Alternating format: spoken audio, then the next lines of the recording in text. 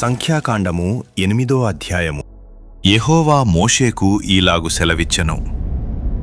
నీవు అహరోనుతో నీవు దీపములను వెలిగించునప్పుడు ఆ 7 దీపముల వెలుగు దీపవృక్షమునకు ముందు పడునట్లు వాటిని వెలిగింపవలెను అని చెప్పుమనెను.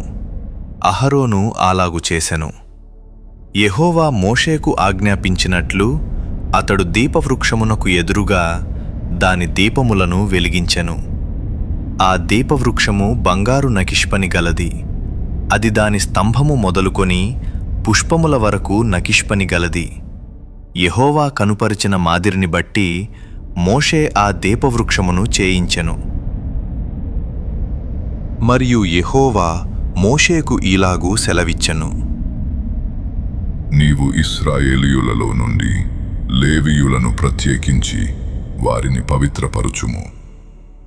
వారిని పవిత్రపరచుటకు నీవు వారికి చేయవలసినదేమనగా వారి మీద పాప పరిహారార్థ జలమును ప్రోక్షింపుము. అప్పుడు వారు మంగలి కత్తితో తమ శరీరమంతయు గొరిగించుకొని తమ బట్టలు ఉదుకుకొని పవిత్రపరచుకొనిన తరువాత వారు ఒక కోడెను దాని నైవేద్యమును అనగా తైలముతో కలిసిన గోధుమ పిండిని తేవలెను. నీవు పాప పరిహారార్థ బలిగా మరియొక కోడెను తీసుకొని రావలెను. అప్పుడు నీవు ప్రత్యక్షపు గుడారము ఎదుటికి లేవీయులను తోడుకొని వచ్చి ఇశ్రాయేలీయుల సర్వ సమాజమును పోగు చేయవలెను. నీవు యెహోవా సన్నిధికి లేవీయులను తోడుకొని వచ్చిన తరువాత ఇశ్రాయేలీయులు తమ చేతులను ఆ లేవీయుల మీద ఉంచవలెను. లేవీయులు యెహోవా సేవ చేయువారౌటకు అహరోనును ఇశ్రాయేలీయులను ప్రతిష్ఠార్పణముగా వారిని యెహోవా సన్నిధిని ప్రతిష్ఠింపవలెను.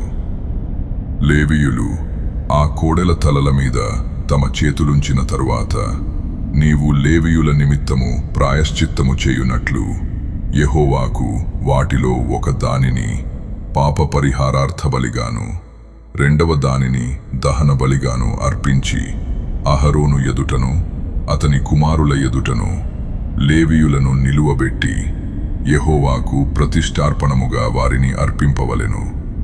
అట్లు నీవు ఇశ్రాయేలీయులలో నుండి లేవీయులను వేరుపరచవలెను. లేవీయులు నావారయ్యుందురు. తరువాత నీవు వారిని పవిత్రపరచి ప్రతిష్ఠార్పణముగా వారిని అర్పించినప్పుడు లేవీయులు ప్రత్యక్షపు గుడారములో సేవ చేయుటకై లోపలికి వెళ్ళవచ్చును.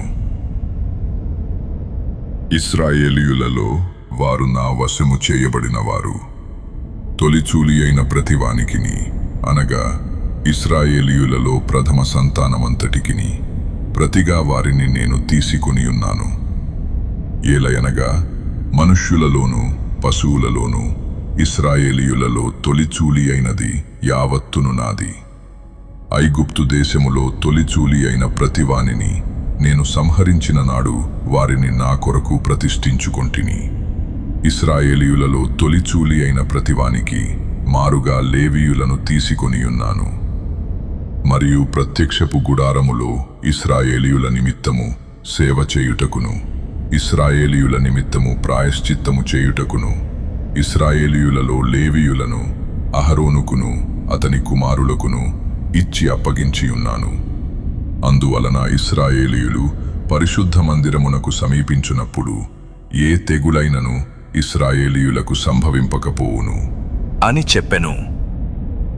అప్పుడు మోషే అహరోనులను ఇశ్రాయేలీయుల సర్వసమాజము యెహోవా లేవీయులను గూర్చి మోషేకు ఆజ్ఞాపించిన సమస్తమును బట్టి లేవీయుల ఎడల చేసిరి. ఇశ్రాయేలీయులు వారికి అట్లే చేసిరి.